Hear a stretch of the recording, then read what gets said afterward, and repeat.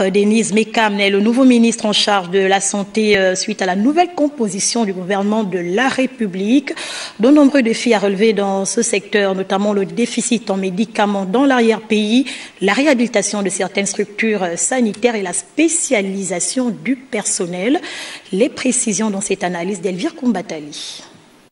Les défis du nouveau gouvernement, Emmanuel Issozen Ngondé en matière de santé sont multiples. Parmi les priorités, le gouvernement devra s'attaquer au projet de restructuration de l'hôpital psychiatrique de Mélène, le seul du pays. Aujourd'hui, dans un état de délabrement avancé, le centre connaît des dysfonctionnements depuis plusieurs années déjà.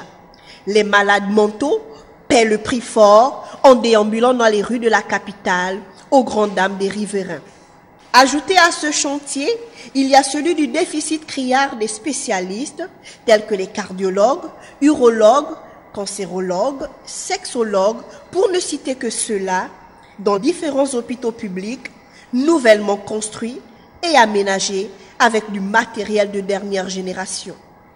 Un matériel qui n'a pas suffisamment de main-d'œuvre qualifiée pour son utilisation. Ici, se pose la problématique de la réouverture des écoles provinciales de santé de Mouila, Franceville et Makoko. Comment donc susciter de plus en plus des vocations dans ces disciplines rarement exercées dans notre pays? Le problème reste entier. Le manque d'infrastructures hospitalières et médicaments à l'intérieur du pays n'est pas en reste. Nombreux sont les établissements sanitaires dans l'arrière-pays et dispensaires qui en sont dépourvus.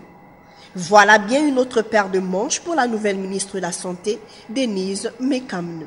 Le suivi des programmes de santé à l'international, la réhabilitation de Pharma Gabon, victime récemment d'un incendie, autant de chantiers sur lesquels devrait s'atteler le nouveau patron de ce département, le gouvernement ne bénéficiant d'aucune période de grâce.